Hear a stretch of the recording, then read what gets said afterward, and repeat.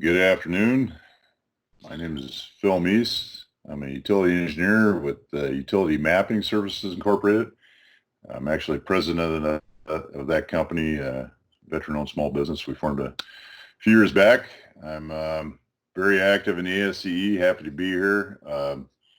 I'm currently the vice chair for the Utility Risk Management Division of the UESI, Utility Engineering Surveying Institute, and I'm chair of the standard guideline for recording and exchanging utility infrastructure data. That's a long mouthful for the utility as installed or as built standard that we're working on.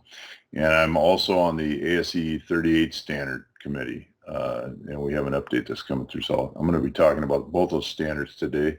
Eric Berkowitz will be joining me in a little bit. He'll talk about how data is being collected and managed at a DOT, and something you'll be seeing, which is using these standards, especially the as-built standard, in a new, I would say, a proactive approach rather than trying to figure it out after the fact. We're keeping track of it when it goes in the ground in the first place. It's something we'll discuss.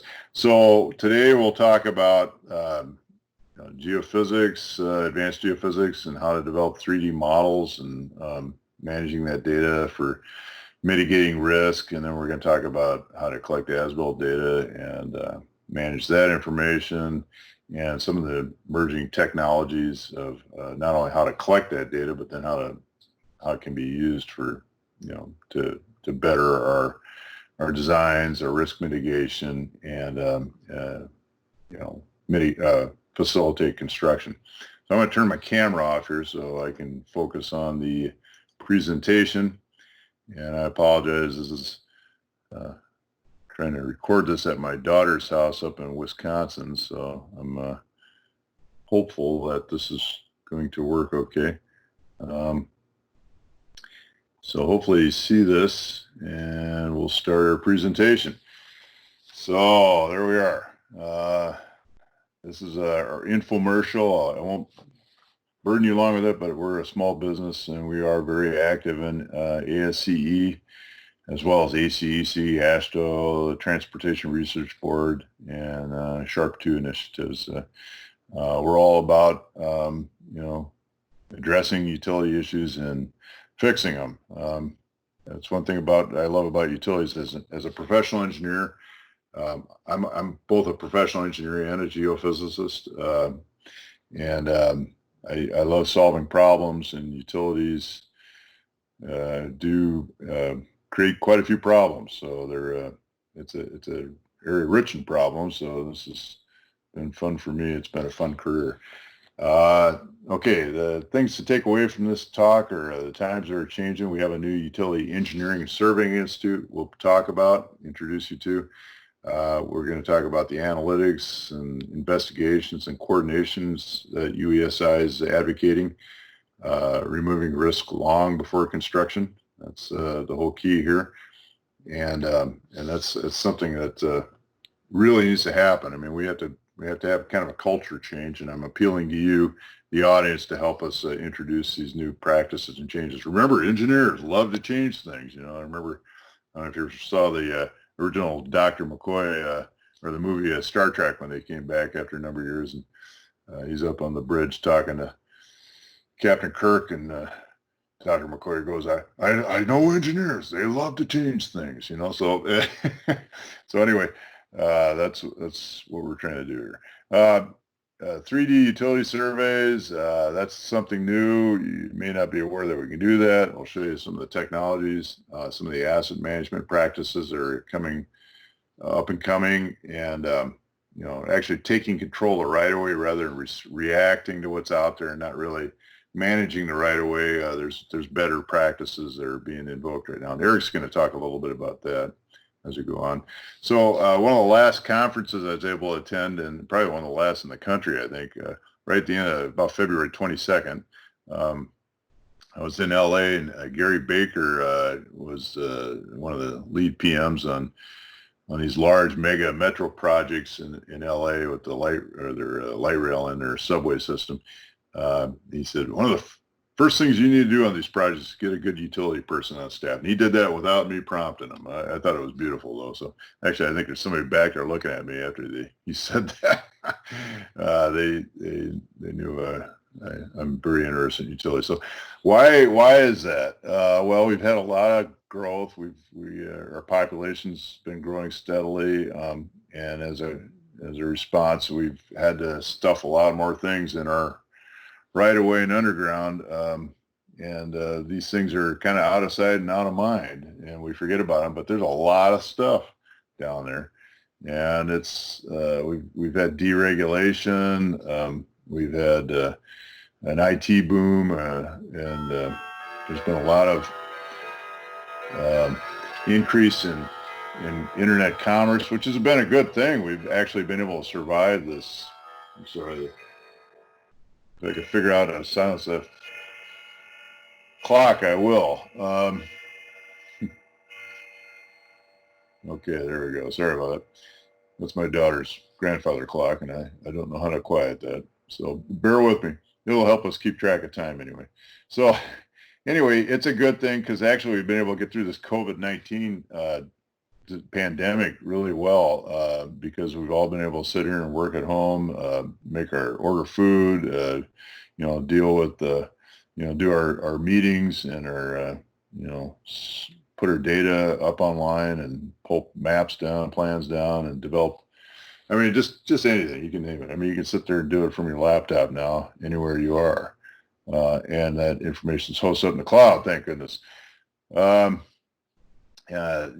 Just to kind of emphasize, there are a lot of utilities underground. This is a project we did recently. It was about 7 years ago, and a little town called Vancouver, Washington. Just looking down the street, looks like nothing's really that much there. Well, this is all the utilities we mapped up for this project, and we were using ASCE 38, introducing the state of Washington to this practice.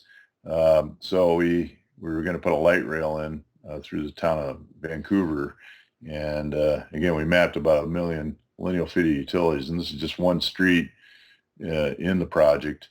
And as you can see, and this is 7 years ago, so this is actually out of date. We could only do things in 2D then, depict them using MicroStation, but we had our qualifiers on there, and you can see it's level B, and you understood the accuracy of the information that's being presented here. So this is a very good map, and it was a big shift forward for the people working on this project. And it was fun because with this data, then the utilities were able to get involved, and we started to actually address problems in a joint effort to try to understand how can we build this project and sustain the utilities and with the least amount of impact. But we were still having to dig things up, and here's this is kind of ridiculous. The only way to actually confirm that you're dealing with the utilities is to dig it up and measure down to where it is and measure sizes. And anyway, what we want to do is try to get away from that, but that's still a practice that's being done. Utilities are a leading cause for project delays and claims, again, because of the growth. We just haven't kept up with our methodologies to manage that infrastructure as it's been going in the ground. So now we're dealing with it in the aftermath. And it is a safety hazard. And I'm mentioning this because you guys you're all engineers, and you should be understanding that, these are things that we're supposed to deal with as professional engineers. So, and I'll get into it a little bit more. So Common Ground Alliance they developed the Call 811 method, and they're damage prevention organization. They've banded together the utilities and the one call industry and contractors to come up with practices that help prevent damage at construction, which is very important. But they aren't an organization. They aren't established at this time to provide data in a systematic manner for design development. It's very much a damage prevention focus. But they have a report. They're trying to manage and understand how they're improving things with their efforts that they're doing. And this DIRT report basically documents how many strikes happen per year. And in 2018, they documented 509,000 strikes, which, equates to, in a 10-hour workday, about a strike every minute of every workday.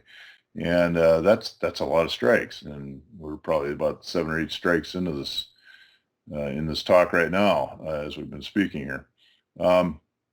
Anyway, there actually are more strikes recorded than there were in 2017, but it may be more because they're doing better at recording, documenting these strikes, kind of like the COVID-19 thing. Not necessarily that our practices are getting worse, but that we're getting better at documenting these events as they occur. But why are we having so many strikes? It's because we're really not. We've been advancing in other technologies, but as far as how we've been dealing with utilities, we're still a little bit in the Stone Age on things. We design and coordinate with non-standardized data. We have unsophisticated resolutions. A lot of times, just wholesale relocations.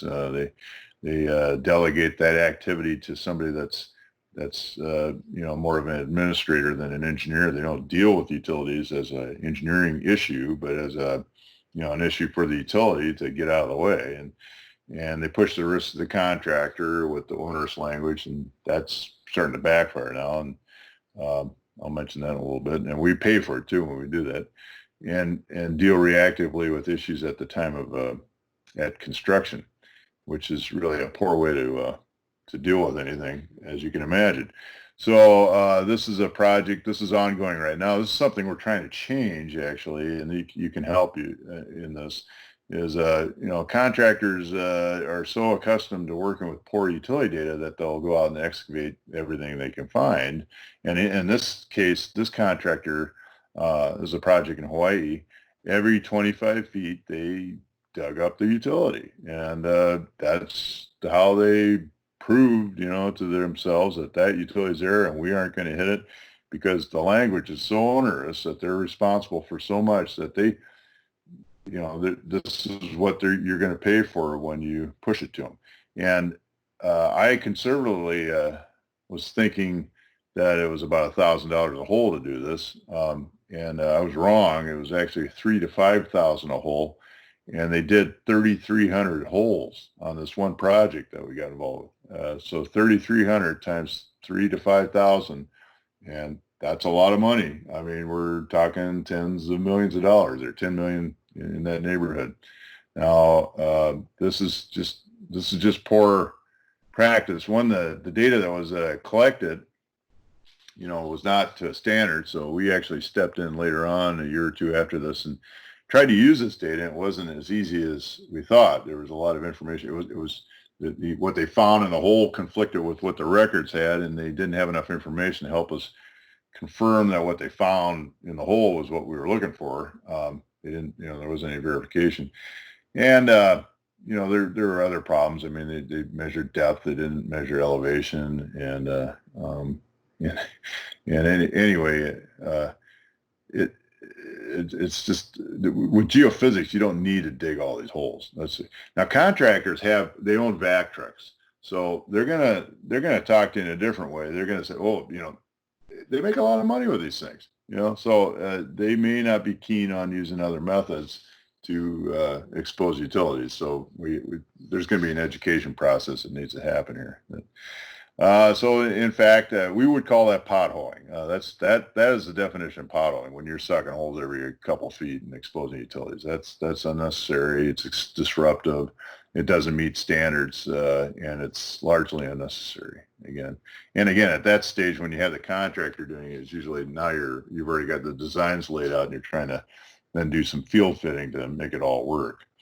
In addition to the potholing cost that contractors charge, is they'll bury if they can't overtly put it in the bid, they'll put a contingency in for the tune of about 10%, and that's typical. I mean, in urban areas in downtown Dallas or Fort Worth, that can bump up to 20, 30, 40. In downtown New York, it's more like 50%, just because of all the infrastructure that's in the ground.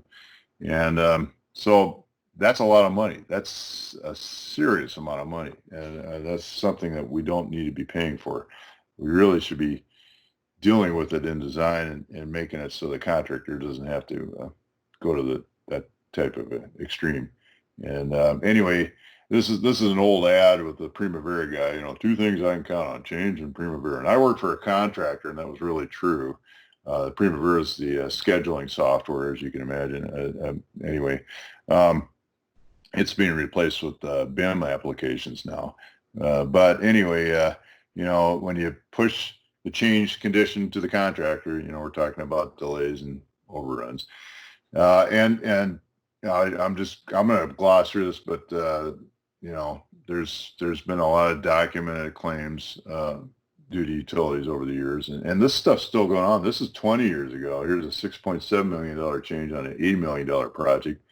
And just last year, I was at the 14th National Light Rail and Streetcar Conference, and a guy from Melbourne, Australia, was discussing an $800 million of claims, $800 million of claims on a light rail project in Melbourne.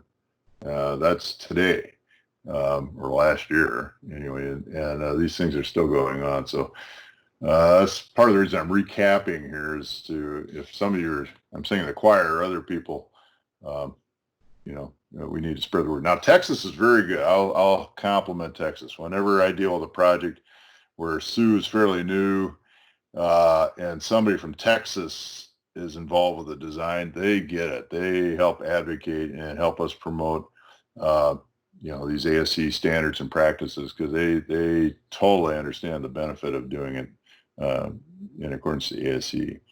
So the other things you need to understand is it's not just, you know, if you cut the gas line, you know, it might kill you, but if you cut the fiber, you wished it would kill you, because they're going to come after you with every lawyer, and everybody's going to be named, and you're going to be dragged through the gamut. So you want to understand that, you know, what you're doing is, you know, not just disrupting the service, but all the businesses that are dependent on that service are getting disrupted, and it's going to be a healthy litigation fee. And the lawyers will be gleeful about it, but we can cut them off at the passer by doing our homework ahead of time. This is the worst case scenario. This is a tragedy in Cheyenne a few years back, or that's a D8 that's flipped over, and there was a pipeline project where they were ripping in to install a new pipeline. The other existing pipeline that was running parallel to it was not understood very well, and that was a tragic deal. So, you know, we're dealing with health and safety issues. We're dealing with the impacts of commerce, homeland security, emergency response, people's jobs, taxpayer revenues, you know, you name it. So it's really our responsibility. It's not the utilities' responsibility. It's not the contractor. It's the engineers. You know, the engineer took an oath to protect the public welfare and safeguard the public from issues. And as engineers perform this work, we have to time tell our owners, our clients, that you're putting the project at risk. There's a best practice out there that can mitigate these issues, and I just got to go on record and tell you that this is the best way to do it. And if it's extreme enough, we have to walk away from the project if they're not going to listen. So just things to remember as as your PE. There's a lot of responsibility that comes with it. Anyway, we want to also try to control costs, and this is really the practical side of the what we're doing when we're doing utility engineering, subsurface utility engineering, risk mitigation. Is here's where the return on investment is in dollars and cents, and any moron can understand this. When you start reducing 10% off a contract for an additional 1% of cost, that's pretty simple math. So we want to try to take advantage of these good practices. So 38, you know, again, was developed in 2002. It's an established best practice. It's actually considered an industry standard in a lot of courts of law. And actually, last year, Colorado made it a state law. They took a best practice and elevated it. For years they knew about ASCE 38, but nobody would do it. And then they took an incident where a couple kids were killed and the house was blown up, and the contractors in the one call industry got together and said, look, why don't we use this 38 standard for design development, and then we won't have these issues. So other states are looking at that now. ASCE 38, for you that aren't familiar with it, there's, for years, you've been working with level C and level D data. That's one call pickup topo survey records mashed together or compiled into a CAD file, and that's what you worked with. With ASCE 38, you got a level B investigation, which includes a competent engineer that specializes in this work to do a rigorous geophysical investigation, identify utilities, actually bring together a myriad of different data and work through the discrepancies and come up with a good, reliable depiction that includes a lot of engineering judgment, understanding of how infrastructure is installed, how the conditions are out there, bedrock shallow, and utilities may not be as deep as you would think they would be because or collapsing soils, or because of groundwater inundation, or there's a whole slew of things that you need to understand. And I'm sorry about moving my mouse around here. I was told not to do that. And then you have quality level A, which is discretely exposed, test hole data that's out there. Now, if P is putting a seal on this, that's a big change. That means it's an engineering product. Their errors and emissions kicks in. And the professional that's doing this says, I'm competent. I understand the geophysics. I understand the pitfalls. I understand the risks. And I have an ethical responsibility to do the best I can with the limited budget and schedule to mitigate the risk and highlight, where things are still at risk, and bring that information forward in a usable, pragmatic manner that can be used for design. And the standard's been changed now. It's called the Standard Guideline for Investigating and Documenting Existing Utilities. This is a little bit clearer of a title as far as what the standard does. And by the way, the ASCE 38 update that should be coming out this year, they went through balloting. It's largely the same standard. It's got some addresses 3D, how to manage the Z value. It also has a lot more commentary into it. So a lot of misinterpretations on what ASCE 38 meant, or what that, if you were doing C and D data, are you meeting the standard? Was like, no, the standard is intended to achieve a B and A quality levels, which, B means you're within about a foot of where that facility is. You've depicted it, and you've got it pretty well understood that this is where it is. And A is where you're, within a couple centimeters of where it actually is. C and D is, there's just a tremendous amount more risk and unknowns with that data. You really can't design with C and D data. You need to use B and A data. So anyway, so the standard's got a lot of commentary to help clarify who does it, the qualifications to do it, what you should expect. Now, just some quick case studies. Colorado, as I mentioned, these are projects that were going to go out to bid in 2018. The law changed. They had to go out and do a 38. So this is a before and after. So here's a before. Looks pretty good. Looks like they did the job there. And then this is the after, the same intersection. I'm going to go back before, after. And there's just a lot of differences. And I can tell you over and over again, every project I've ever done before and after, before, after, before, after. There's so much difference. It's not even funny. Even in rural, small town USA, where creative plumbing can happen, significant differences. Same intersection.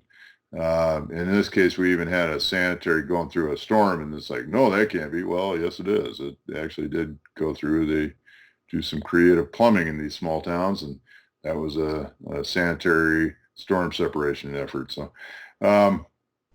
and then you got to, watch out, like things are constructed as constructed. The face of the book may not tell you what's underneath the cover. And in this case, this manhole is a standard manhole that you'd find for an electrical vault, and they drew the lines to, go in there, which you logically do. But in fact, that was a reused, a recycled manhole lid that housed a water main.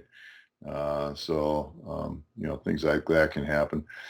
And, just remember with the ASCE 38, if it's level D, that means danger, Will Robinson, because, a record depiction is not something you want to be using for design or planning. It really is very high risk for design. And they're very misleading, and they're incomplete. There's really, records, until you start using our new standard for documenting and recording, our new as installed standard, anything in the past is it's a crapshoot what you're going to get. So here's an example of just some issues that can happen. Just simple projects where, you're using record data and you go out and they start digging and they get in they know the water main's there, but it's not where they thought it was. It was 10 feet over, and they dig into it and it's got asbestos. So you have a big cleanup. There's just all kinds of things that can go wrong when you're running off of record information. And here's a light rail. The other thing is you spend a lot of money. Some people spend a lot of money going out and surveying all the PEDs, and then they take the records and painstakingly attach the dots, and what's out there is completely different. And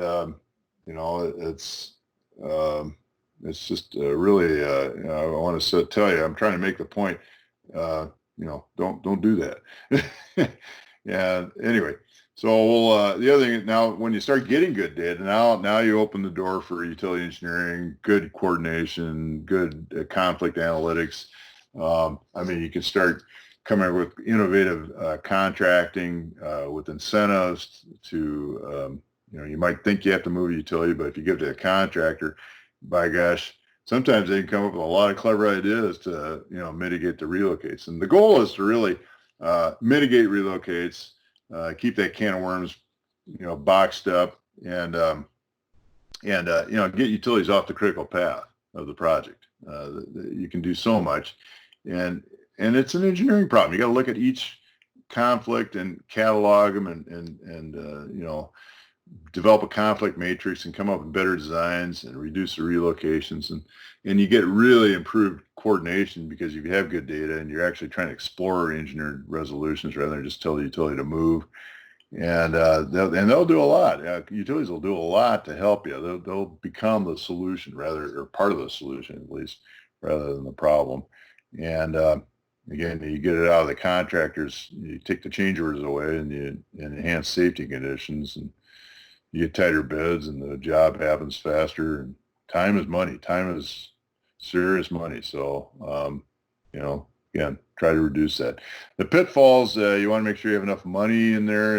You want to work with level B data, not think that surveying one call paint is getting it. That falls far short of a level B investigation. There's a lot of QMP. There's a lot that goes into probably 5 times the effort to develop a level B investigation than what a one call surveying effort is going to entail. And there's risk. There's an assumption of risk, but you're mitigating. The SUE professional is comfortable with that risk, so they should be taking that on. And their errors and omissions insurance should understand that these people know what they're doing and back them up.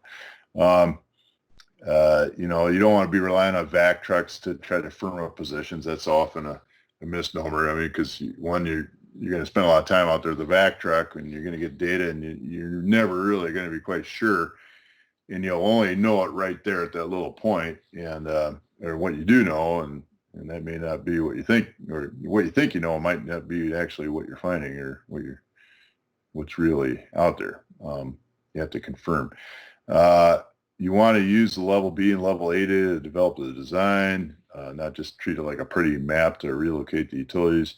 You need a good experienced coordinator that's going to be innovative and actually try to be a mediator more or less between the engineer and the owner and the utilities. And you want enough budget to come up with some solutions, which we're not talking about that much money, and then you want to compile the issues, make sure you understand the utility owner, and get their, if they can't move during certain months of the year, or they just move this, or they have to be in contact with the tower at the airport because those fibers, are part of the security or for the radar system or whatever it is. Anyway, there's a lot of things you need to think about and address. What kind of EAs and anyway, and you don't want to over design. What I mean by over design is like blanket wholesale relocations. That's really not what you want to do as a utility coordinator. And then you need to look at it from a systematic, objective fashion. Look at what's in the best interest of the public, not what's in the best interest of your owner or your own engineering company's budget. You have to look at what's the best thing for the public here. And somebody told me a long time ago at Geotech, it's the engineer's responsibility to tell the owner what they don't want to hear. There's a lot of truth to that. So, and don't communicate outstanding issues and discrepancies of contract. Because when you go on there, you're going to find all kinds of things that are wrong with the records, and you want to make sure that these things are cleaned up and conveyed. Now, back in 2002, Sue was kind of supposed to do all these things. The only problem was Sue got pigeonholed as a utility, kind of a vac truck service, so people said, Sue, you got to sue this. They think it's just we got a glorified contract locating and vac truck service.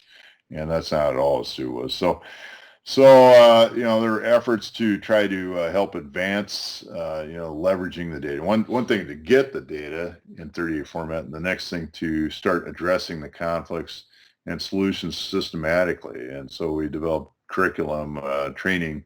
Actually, TTI was a big instigator of this. Led the effort to develop what's called the Sharp 2 R15B initiative, identifying conflicts and solutions. Basically, it was a standardized utility conflict matrix that anyone can use, and then it was a process for training people, engineers how to look at utilities and design plans and identify issues, and then come up with different solutions that to make them go away. And in the process, we started identifying the different sources of risk that utilities bring to the project and projects bring to utilities. And so from this, TTI has stepped forward further and has developed, from these different areas of risk, what we call pillars of utility engineering. And I think I have a slide on that here showing up. But the big thing is the SUE engineer is here to take away the risk for the design engineer and the project.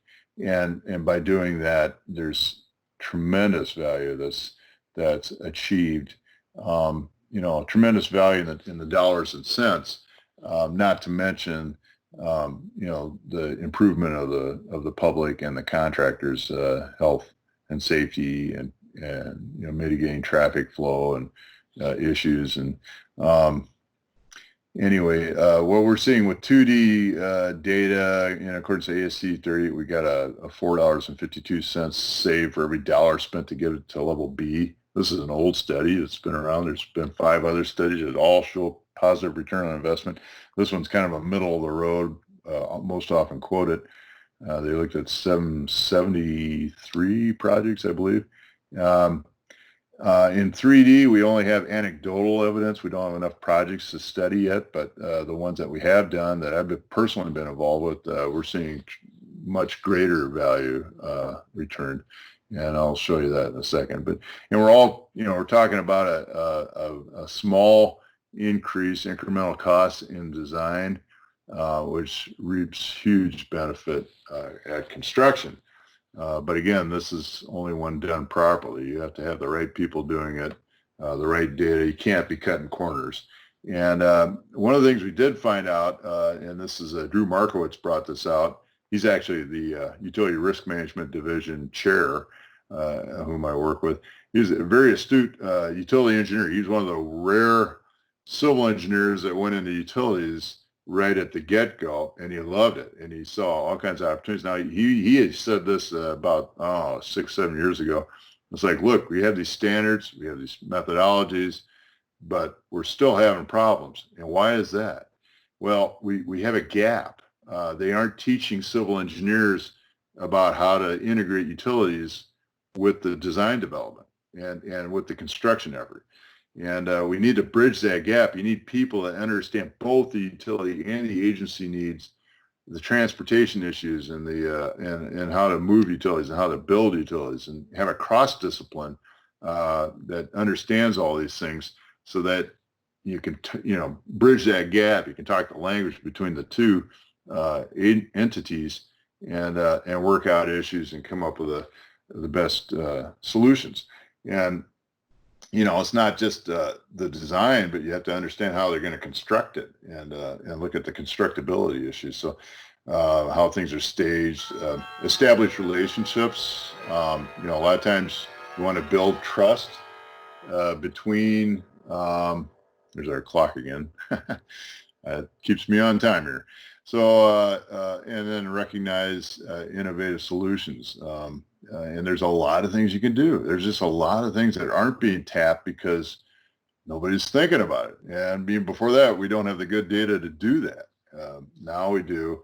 And so ASCE formed the Utility Engineering Surveying Institute. It spun out of the Construction Institute to focus on this. And it really is an interesting field, because you have to understand all aspects of civil engineering, understand utilities, and then be very creative on how you can integrate the two. And you need to have certification, and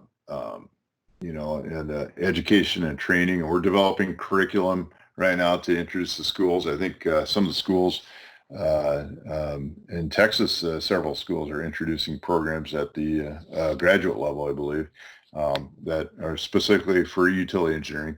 And it's a branch of civil engineering that focuses on planning, positioning, design, construction, maintenance, asset management, of all utility systems, and again, the interaction between the utility infrastructure and the civil infrastructure. Again, recognize that utility infrastructure is as important as the transportation infrastructure. I can't emphasize that enough. I mean, we've actually proven that. Right now with this COVID-19, we've been successfully able to reduce traffic on the roads, and still, now you got a FedEx truck delivering to 20 or 30 different places rather than 20 to 30 different cars driving to the store and buying and delivering. So it's actually I think it's proven out as you can. In fact, I just drove through Minneapolis yesterday, and I was very pleased at how easy it was to drive through that city when usually you get gnarled up in traffic, and it's all because a lot of people are still working from home right now. So these are the 6 pillars of utility engineering, and I'm not going to be able to get into them all. We're going to touch a little bit on asset management. Eric's going to talk about that, a little bit on the construction management, which includes the as-built. We can't really get into design, but conflict management, but I can talk about investigations in 3D. There's more to talk about here. We don't have time. But just to understand that it's an exciting field. If you're interested, please feel free to reach out to me. My contact will be on here later. But it's an area that's I think it's a great growth field, and in high demand here. Anyway, but we will touch on investigations again. Utility investigations. So SUE has become really focused on an engineering process to investigate, analyze, use judgment, and depict the utility networks. So this is really where SUE is now, and this is I think going to be a well accepted definition. Here's an example of what 3D data can do. This is a project that was, I'm going to speed up a little bit, it was for a high pressure gas main installation. And we were able to actually map all the data in 3D. This is using Bentley's Open Roads, or their SUDA application.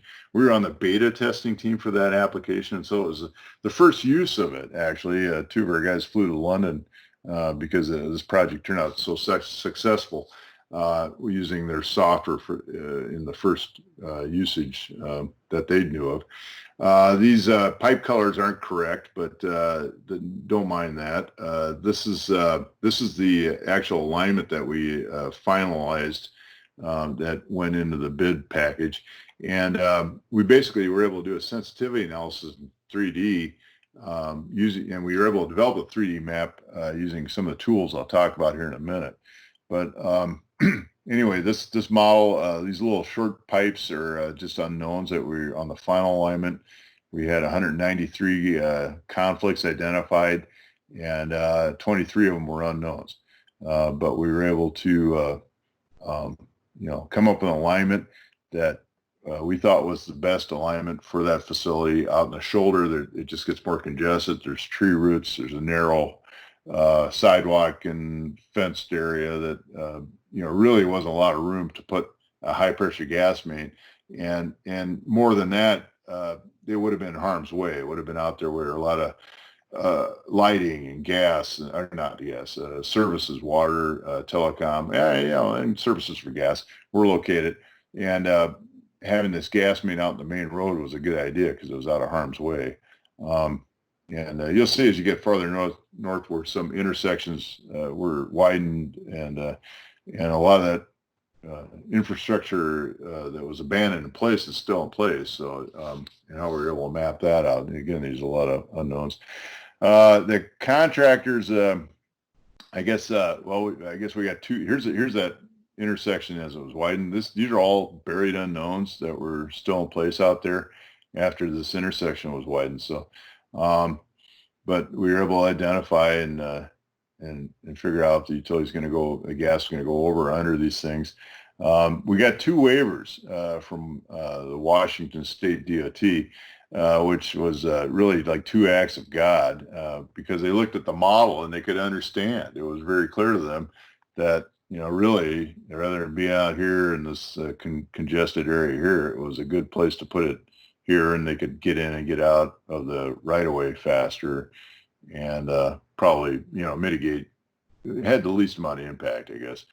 And the contractors looked at it, and they said, two of them came up to the owner of the gas main, and one to our PM, and said, this is the best bid package we've ever seen. We never had this much information before to base our bid on. When the bids came in, Michael's got the bid. It was 10% below the engineer's estimate. That was a thing that the owner was very happy about. And again, you've already paid for the investigative and the engineering effort quite a few times already.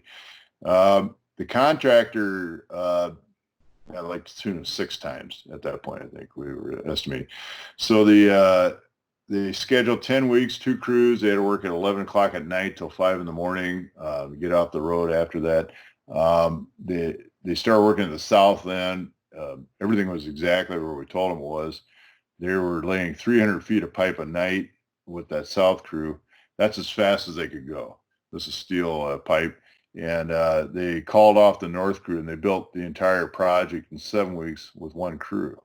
Now, everybody ought to be going, oh, here, because, when it's some scheduled 10 weeks, 2 crews, and they built in 7 weeks 1 crew, because we spent a relatively small portion of money to investigate and design in accordance to these standards.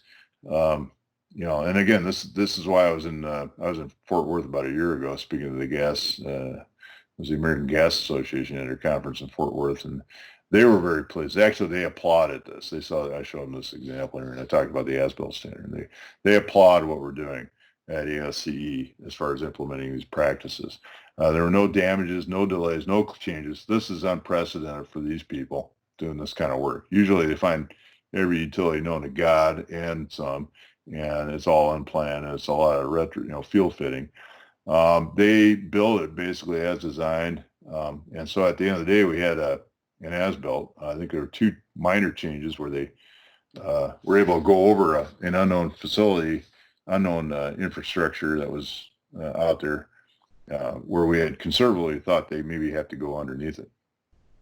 But, if some of you are Star Trek people, this is where we're going. This is going from the caveman to, where we can use our computers to optimize the alignments. And actually, that's when we have the data, allowing the system to use different. There's actual methods to test out different placements for the facility and come up with an optimal alignment. I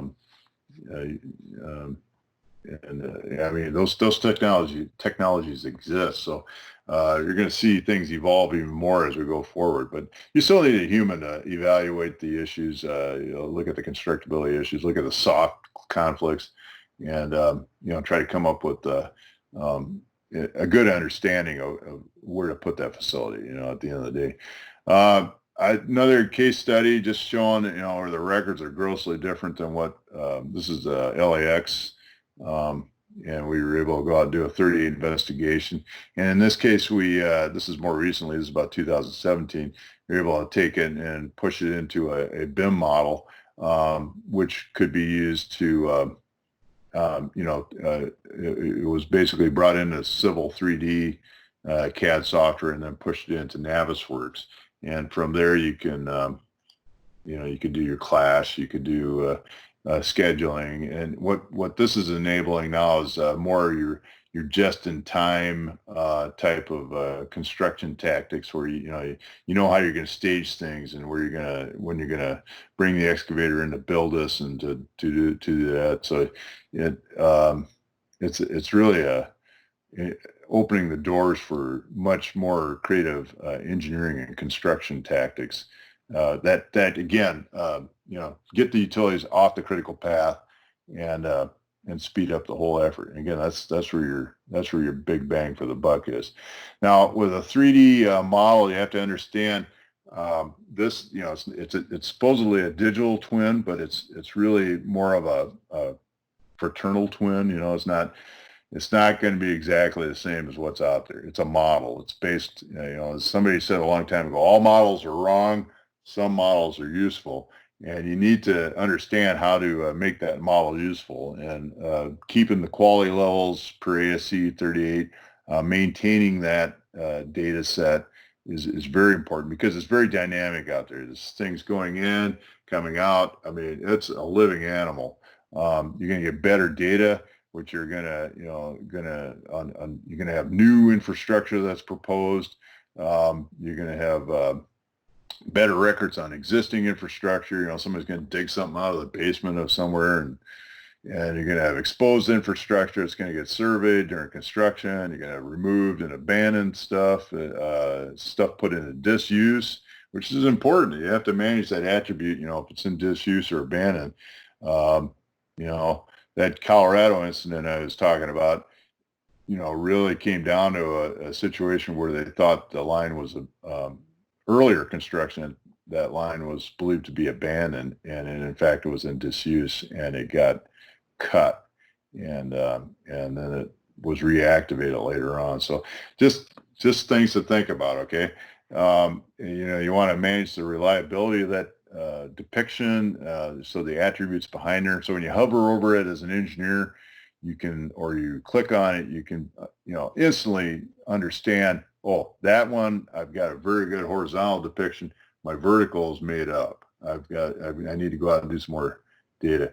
And remember, it's an engineering product, so you want to treat it as such. If you just hand this off to a contractor and they start, putting their pothole data in there and goofing with it, all of a sudden that product is not an engineering product anymore. So the errors and omissions insurance doesn't back it up. The statutes that go after the engineer if they were incompetent in creating this data set, it gets all muddled up because the data set's been all goofed up. So you want to think about that when you're having this work done, and how you're going to maintain it, sustain that information. And I would highly recommend you just let whoever created that maintain it. It's a low cost thing. They understand how it was developed and where the data is going to really make a difference to the model and where it's not, and keep that thing current.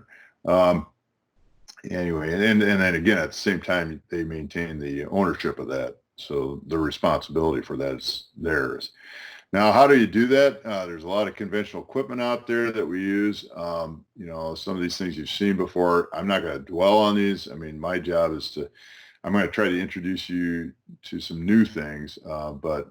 This conventional equipment helps us to figure out what's out there. It's a lot of different stuff. There's acoustic tools. There's sondes. There's routers, they call it, where you sneak up. There's radar, single channel. This is the old lawnmower type, with a GPS, so you're recording data. You put camera systems with sondes, you can record it. But this is some more innovative stuff that's kind of come out of some of the Sharp 2 initiatives. This is an EM61 system that was developed for looking for unexploded ordnance. But it's a great metal detector. It's basically got a couple coils. You get a transmitter that makes a magnetic field that's changing.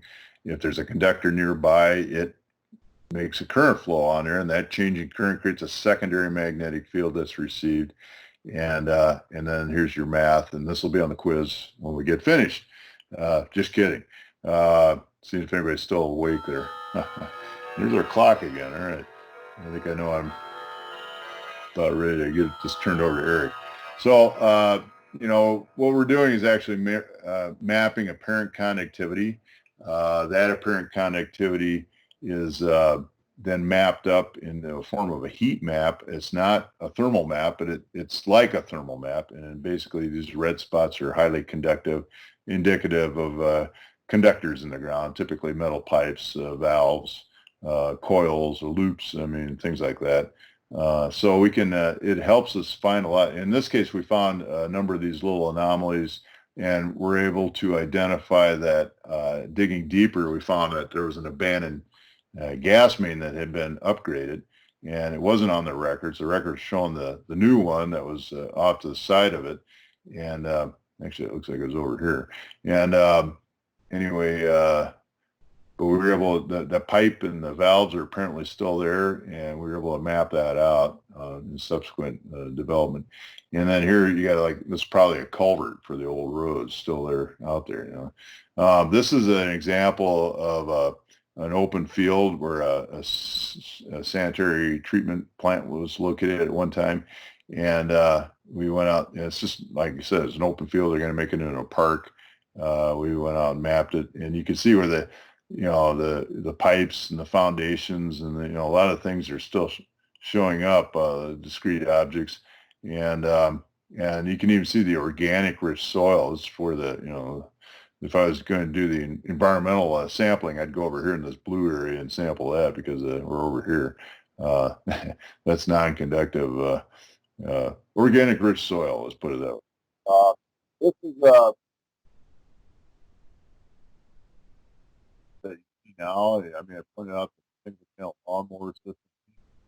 2017, 32 channels on this thing, basically 32 of those lawnmowers embedded in here at orthogonal alignments, so that you can collect swaths of data with this thing, get GNSS or RTK coordinates with every sounding or sample that's acquired, and basically collect a swath of contiguous blob data, that if you get enough swaths, you've got this big blob of data.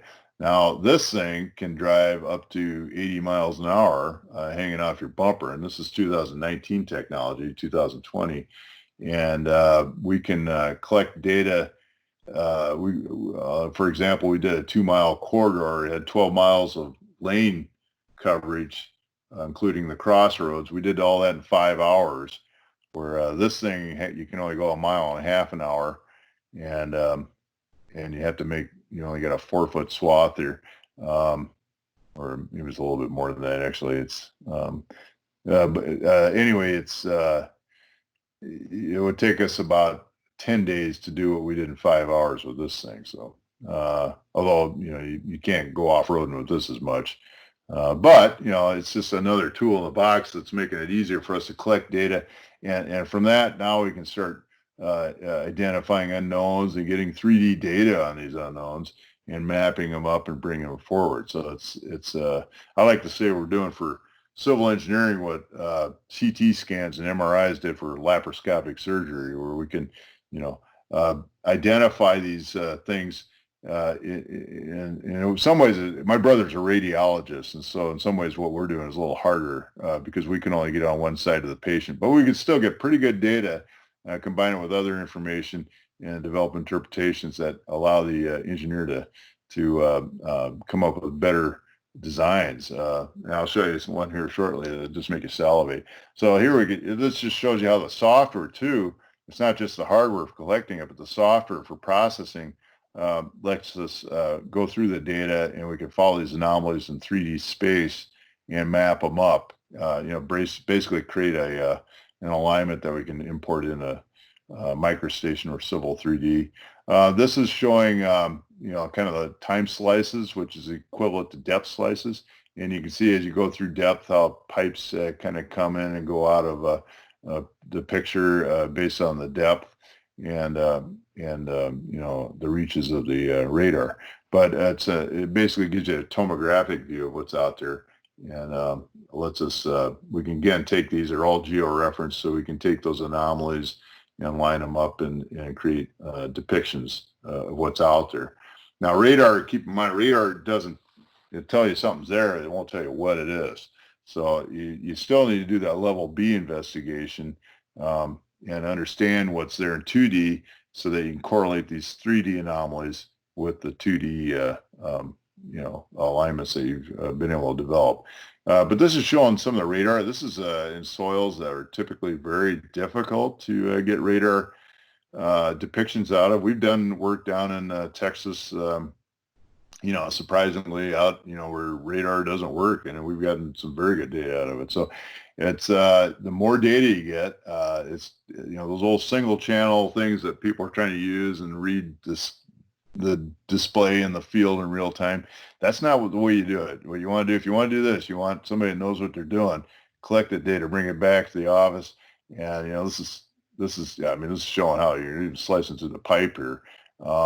Bring it back and develop depictions. This is showing kind of a complicated alignment that you would not see otherwise, that we picked up on the radar. So the software for processing this stuff's really come along.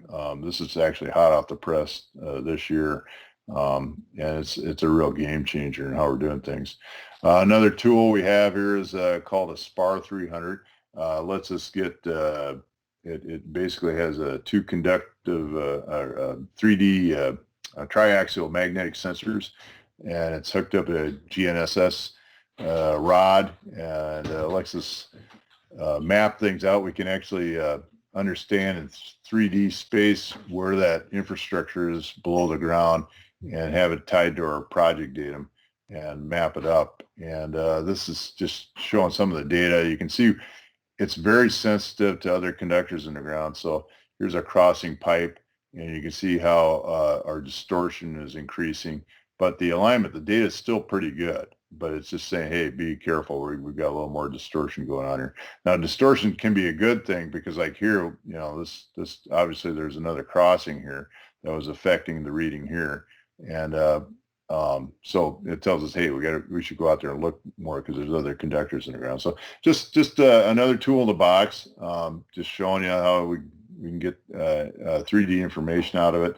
We've done a lot of test holes with this tool, and it's called a SPAR 300, and it uses a model-based solution. It's not the solution, but it is a solution. It's a tool that we use.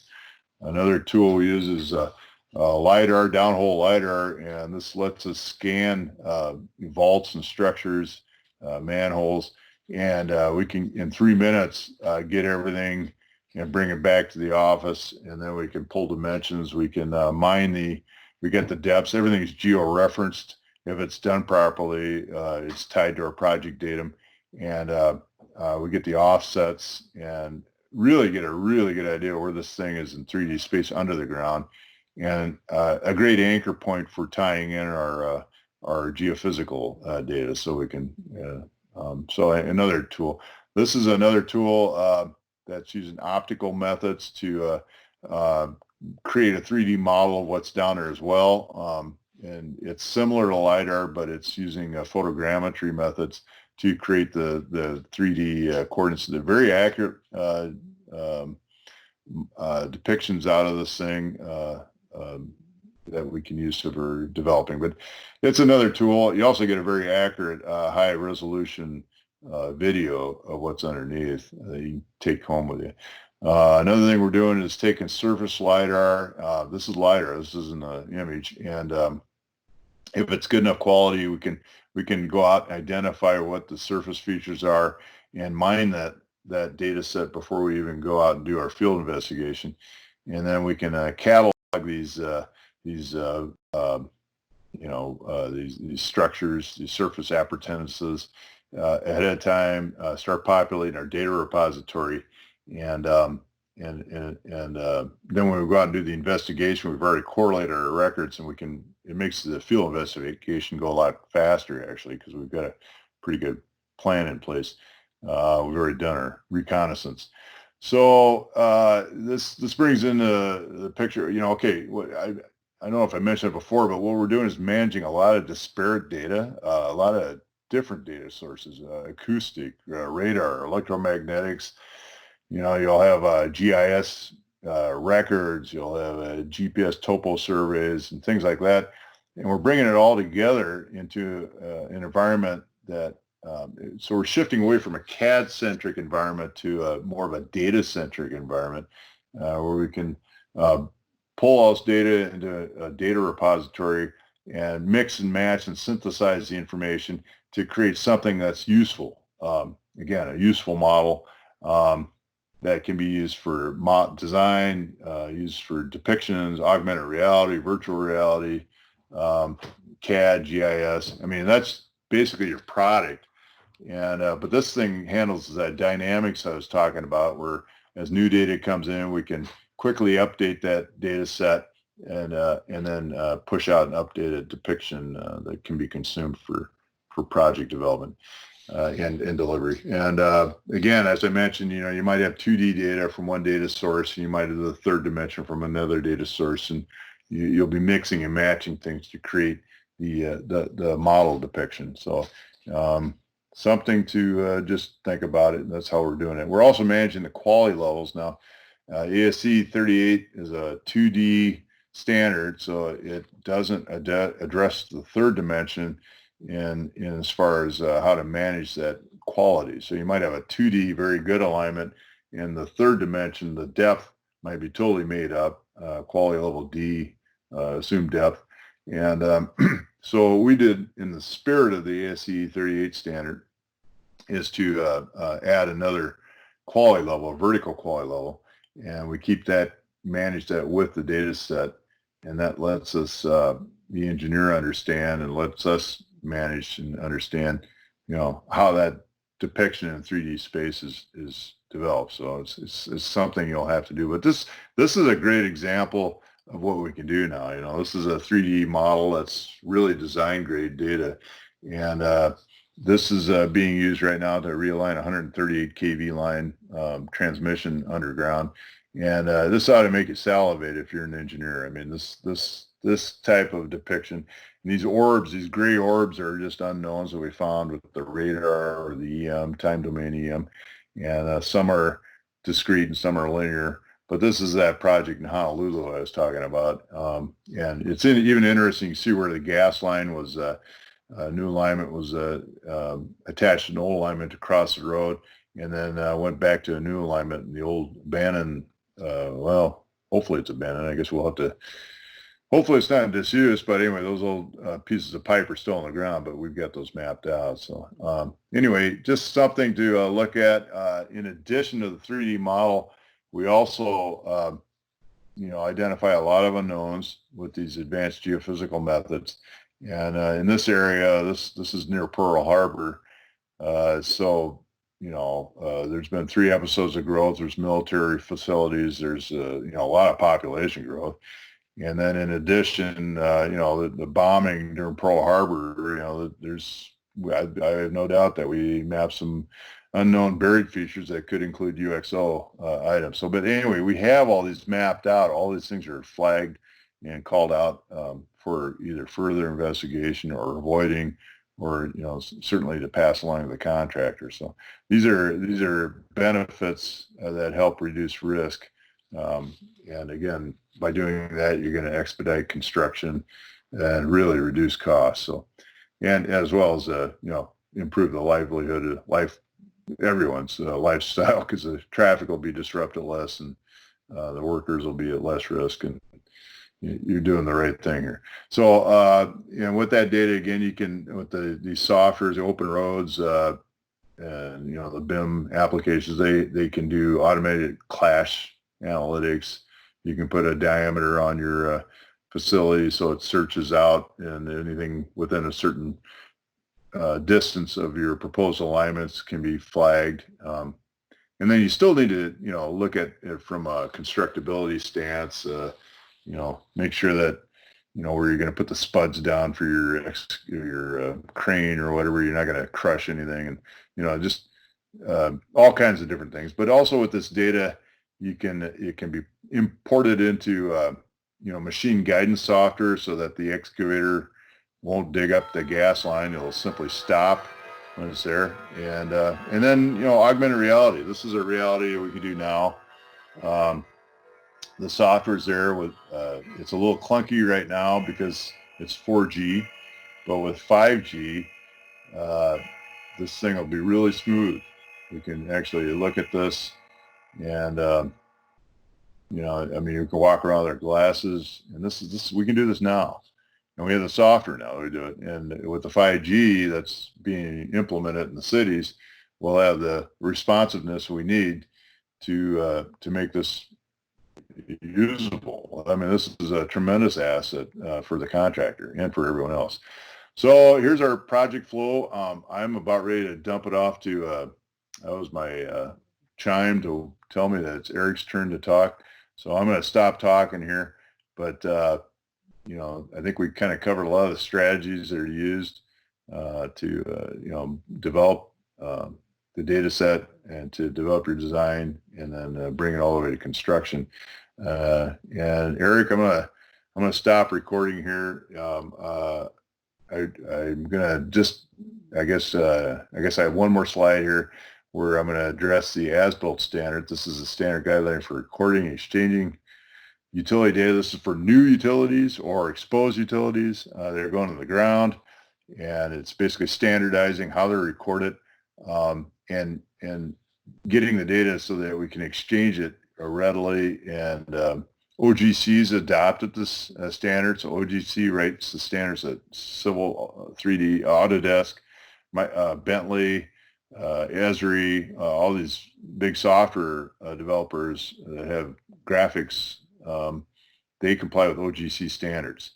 And so if you collect data in accordance to ASCE standards, either with the ASCE 38 or this recording, exchanging utility infrastructure data, that data is going to be set up for developing software that is going to blow your doors off here. As far as they're working on one right now, it's called Muddy, and it's basically going to create standardized 3D representation of infrastructure under the ground that's going to be built off of these standards for collecting and recording data. So, and we can do more effective. We can do things called resiliency analyses. We can look at stations, substations flooded. How is it going to impact pumps? And we can, look at damage, emergency response procedures, and have that, better practices for shutting off gas lines and things during emergencies, civil defense, things like that. So I'm going to quick jump past this because I want Eric to talk about the as-built standard. But couple key things is, we're basically tying everything to our National Spatial Referencing System, so that we know where it is. And every time you turn on your GPS, you're tied into that. So a lot of people don't know that, but we're harnessing that. And the other thing we're harnessing is an accuracy standard, an accuracy level, I should say. That's going to be a metric that's going to be specified with the permit, and the utility owner is going to have to, comply with the person issuing the permit to the accuracy level that is stipulated with their installation. And then that way, you as the engineer will know, oh, that's accuracy level 3. That model that I'm looking at here is within 0.3 of a foot accuracy, positional accuracy, and you'll be able to run. So that's where we're going in the future. Everything that goes in the ground or is exposed will be documented to this new standard, and it's going to make a lot of issues go away. I'm not going to talk. I can't talk about it, unfortunately, about the standard, but there are minimum requirements. It's fairly easy to implement. Eric's going to talk about an actual practice where they did implement it in Montana and how it's being used. So with that, I will jump off and stop recording, and I'll let Eric take over here. Thanks, Phil. Hello, my name is Eric Berkowitz, and I'm a project manager for GeoWorks International and Utility Mapping Services. I've been with the team for about 4 years now. Prior to coming to the team, I was a commissioned officer in the National Oceanic and Atmospheric Administration, focusing mostly on hydrographic surveying. During that time, we transitioned from mostly paper-based nautical charting products to more digital nautical charting products. And during that time, we also had to work and develop and refine our data management. And that's what I'm going to focus on a little bit here with the utility permitting system that I'm going to give an overview of, and with a little more emphasis on the 3D data repository and how we get accurate 3D information into the repository. So let's get started. Workflow. I indicate it here as kind of a linear process, but actually this could really be more, or should really be considered more circular, in that the 3D data repository feeds the application process from the beginning. So one of the first things they do is they create the application. They're going to look to see if there's data in the data repository. If there's no data, the system automatically approves it based on their project limits. If there is data in the database, it's going to say, well, wait a minute, MDT's got to take a look at this. So it's going to send it to MDT. They'll get a notification, hey, they've got a new application that requires their approval. They'll decide to release the data and send it to the applicant. The applicant gets it back, and if there's data in there, they can use the data in that database, download it, pull it into their CAD system or whatever they're used for the utility design, so they see where all the other utilities that are in that project limits that might impact their design. So they can use that in the design process, again, more of a circular process. Typical screening questions, we'll take a look at some of those: traffic impacts, any environmental compliance issues, what's the time frame that we're working in? Why do we ask for this? Well, basically, in case inspection, coordinate inspection activities. Are there any other projects in there? Is there a moratorium that would preclude them from working during that time? We'll take a look at the time frame a little bit later. What are the construction limits? Where are they actually going to have equipment, stage, where are people going to be working? Those kinds of information is queried there as well. And then payment of any fees. Once they complete the application process or continue the application process, they submit it to MDT for review. They take a look at the application. The district utility coordinator or district utility agent looks at the answers to all the screening questions to decide, hey, do I need an environmental clearance? Do I need traffic control clearance? It depends. Each of their districts operates a little bit different. Sometimes the district utility agent is qualified to approve traffic control, so they can decide either to create a clearance for this or not. And hey, does maintenance or anybody else need to review this and provide a clearance? Once it makes it through the clearance process, it goes back to the applicant, and they can watch it through this whole process. They can see if what status it's in, who's reviewing it, what kind of clearances are being asked for. All of that information is shared with them throughout the process. And you'll see some examples of that in the next couple of screenshots. The next one, they add some information about who's going to be doing the construction, who's going to be doing the surveying as well. They indicate the start date of construction. This notifies the surveyor that construction has started. You need to start coordinating your survey activities. End of construction is used to determine when the as-built data needs to be uploaded. They get 90 days for MDT to upload that information. They might indicate there's an inspection required in there as well, so they can help coordinate that inspection. And then they do the data upload. After the construction is complete, the data gets uploaded, It gets reviewed by MDT before it gets in there. And before, also, the surveyor, whoever's doing this, has to certify the data is accurate to what they put in the database. MDT will review the data. If it looks good, they'll upload it. If not, they can send it back to the surveyor and say, hey, you're missing something, or check this value, or something doesn't seem right. Or the utility provide all of the data in the design layer as well. It should be checked earlier on, and it is by the system, but maybe somewhere down the road something got left out or removed. Shouldn't be, but there's a final review before it gets pulled into the data repository by MDT. And then they close out the application.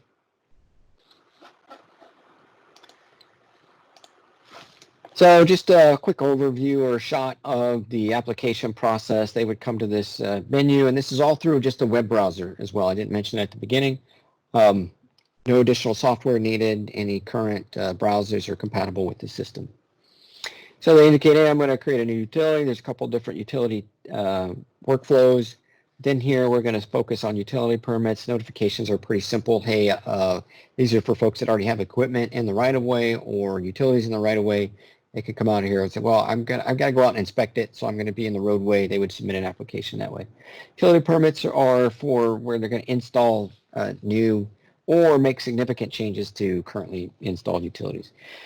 So they come in here, they can use the search bar to find the roadway that they're going to be working on, zoom into that specific location, click the drawing tool, draw a little box around here, a little layer tool will let you turn on different layers that you might want to see, satellite or road.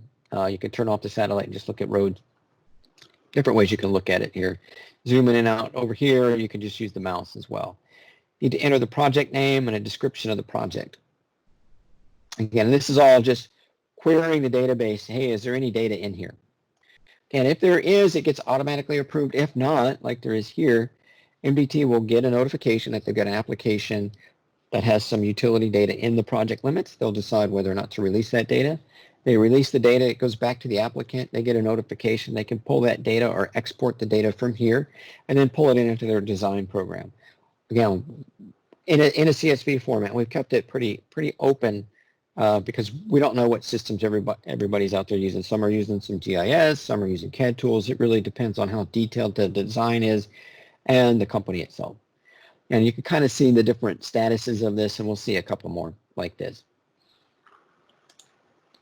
Here's our time frame. Again, just typical screening questions. I won't spend much time on here, but basically they click their start time or estimated start time and estimated end time, put the number of working days, any other clarifying notes, hey, we're not going to be working at night or no weekend work plan, things like that. Hit the apply, and then it puts in. Again, used for or helps to coordinate the activities, inspections, maybe if there's, again, a moratorium or something that they couldn't work out there. There's other screening questions. We're not going to spend too much time on those. Again, I wanted to focus more on creating the 3D data. Review and clearances. I talked about this a little before. Here's where the applicant can come in and see exactly where each of their applications are in the application process. This one's accepted and issued. I got the district utility agent is reviewing this one. This one has been sent back for more information. This one here is going through the SIAP process, Systems Impact and Analysis. That's an acronym for MDT. Yeah, just kind of showing you an example of the various stages or statuses that the application could be in, and that the information is shared with the applicant. So they know exactly what's going on. They just don't mail in an application, it goes into a black hole, and they don't know where it is. Everybody knows exactly what stage or what status the application is throughout the whole process. I'm going to focus a little bit more now on the data repository and 3D aspect of it and what our goal is. Again, we're trying to get accurate horizontal and vertical location to the center of the utility, both on the horizontal and vertical. Why do we want the center on the vertical as well? Because most 3D design programs in CAD, Bentley, Autodesk use that center point to basically hang the utility on there. So in order to get that, obviously you got to know where did I make that measurement. We'll talk a little bit more about that when I show you an example of the data that gets loaded. But you've got to account for the GPS antenna height. Again, most surveyors are going to know this. They've already got their system set up. They know that they've got to indicate that because the antenna is typically on a rod or some sort of instrument. Maybe it's on a locator, but it's above the ground where the actual measurement point is to the utility. Or if it's exposed, they might have a measurement directly on here. I'm showing two examples. One would be maybe if they located or bore log with paint marks on the surface, indicating where the center of the utility was, X and Y, and then they have to measure a vertical offset down to that center point. Again, if it's exposed, they're going to be measuring typically on the top of it. So we have different fields that they have to indicate where they made that measurement. Diameter and width information, again, you need that information. If they measured on the top, how am I going to correct down to that? That's typically, or it's going to be taken from the design layer. Again, the surveyor doesn't necessarily know what that diameter is, and we don't expect them to measure it, especially if they're doing it after it's been covered back over or if it's through a bore. Other attributes, size, material, are pulled from the design layer. Next slide I'm going to go over, we're going to look at the actual CSV file that has to be set up in order for the data to come in.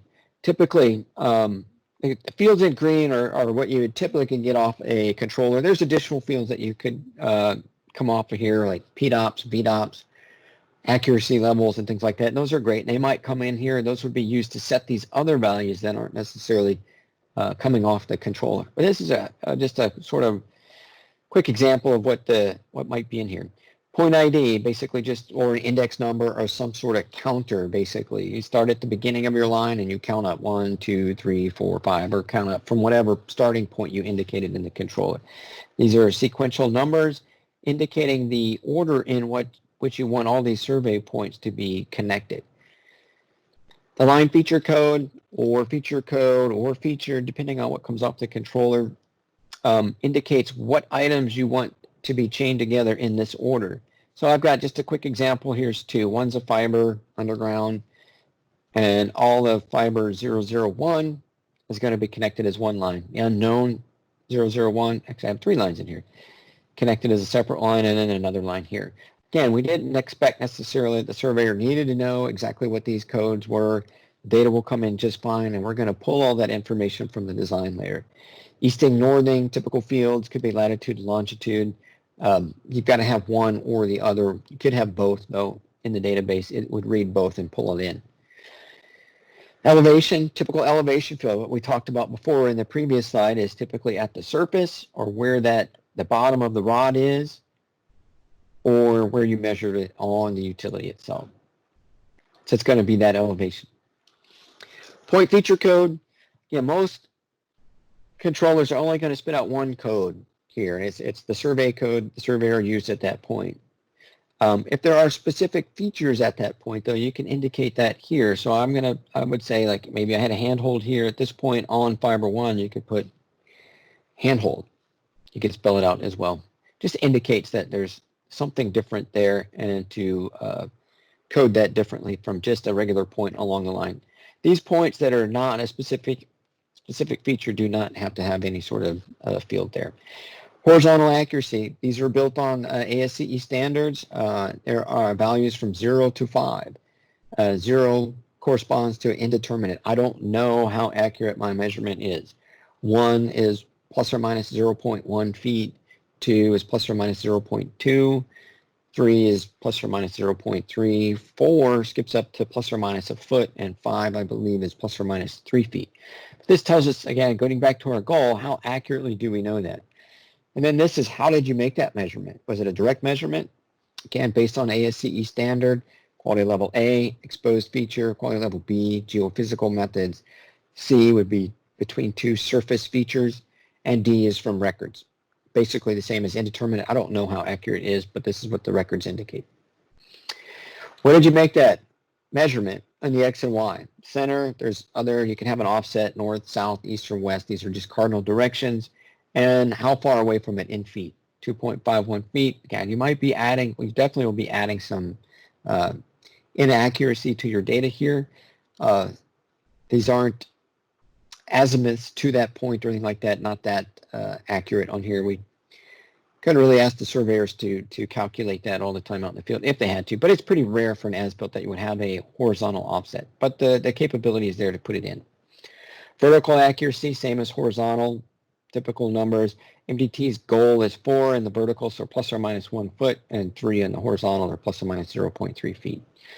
Vertical quality level, very similar to horizontal. Z location, this one can change a lot, again, depending on how the data was acquired. Was it through a direct observation or through some sort of locate measure? Invert typically is only going to be on sanitary or storm type measurements. And again, for as-built, it's probably still going to be on the top, but just indicating that you can choose different fields and tell the system where you made that measurement. Again, where to correct that vertical information so you have an accurate vertical position as well. Again, in the vertical offset, if you couldn't measure it directly on top of it, maybe you couldn't put it on there, there's an obstruction or something. Again, typically not going to happen for an as-built. Or if you're bringing in data from a bore log and it doesn't automatically add any elevation or that offset in here, you would bring that data in, indicating negative would be below the surface, positive above the surface, and in feet. Again, what we're trying to do is correct this position to get that center elevation of the utility. And then survey notes. Not required, but nice to have in case something particular happened during the survey. You might want to indicate that. Again, it'll be visible in the survey data. I'm going to show that. The next slide is going to show a little screenshot of what the data looks like once it's been imported, showing that all the fields are in it.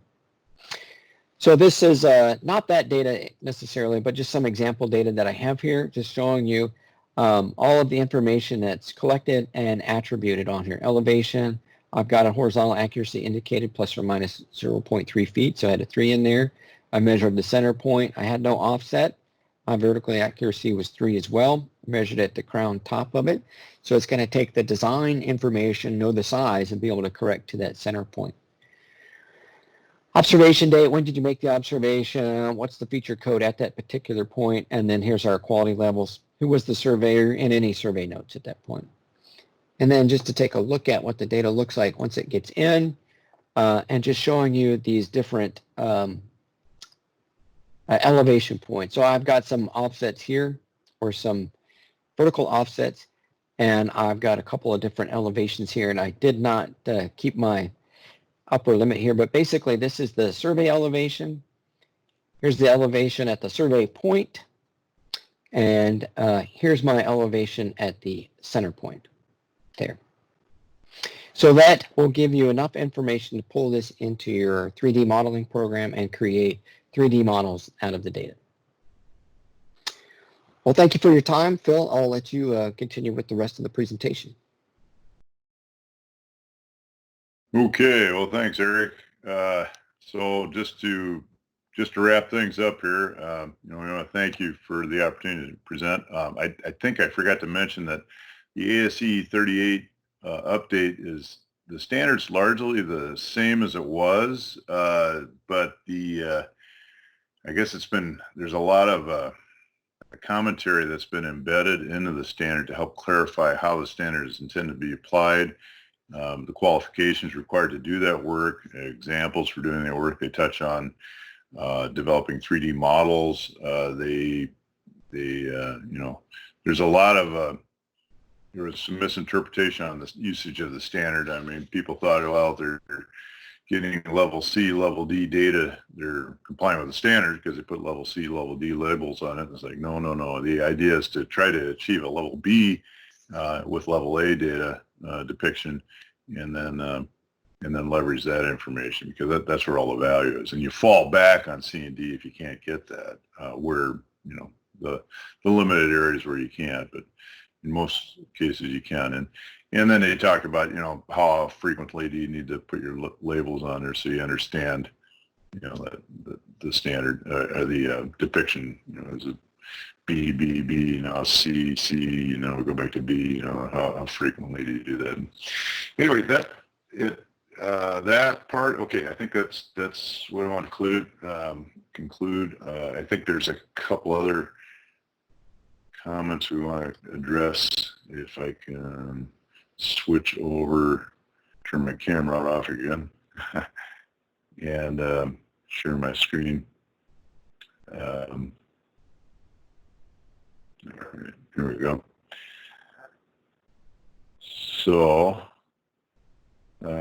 conclusion, the lessons learned, are to, you want to educate your owner and your project team on, how to implement a utility engineering effort successfully. That involves collecting standardized data, developing digital models, using conflict matrices to systematically identify the issues and work through them to get the utility impacts off the critical path of the project.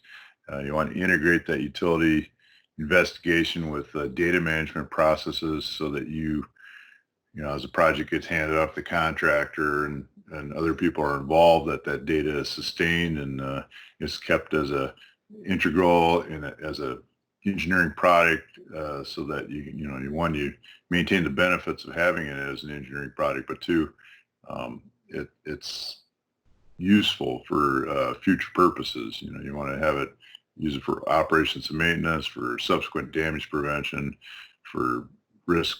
I mean, for resiliency analyses and things like that. There are advanced geophysical methods available now that we didn't have a few years ago, and modeling and data management software that lets us really enhance the usage of that data and leveraging that data for design, construction, and damage prevention, and just the augmented reality and things like that. So require ASCE standardized as-built data. So as things go on the ground, we can keep good track of it. We don't have to spend most of our effort figuring out what's in the ground, but we can focus on, what can we do about what's in the ground and accommodate it better. So that's kind of it. Thank you for your time and appreciate your attention. Let's jump. So again, my name's Phil Meese. There's my contact information and Eric's contact information. Feel free to reach out to us anytime. We really enjoy working with the Texans and Dallas, Fort Worth people. You've been it's a beautiful area, by the way. I was just down there last year for a gas association conference. I really enjoy the area and the history. In fact, I just got done reading a book about Frank Hamer. Great guy. I like his style. Anyway, so thanks very much for everything and your time and attention, and we look forward to future opportunities to discuss and advance utility engineering practices. Thank you.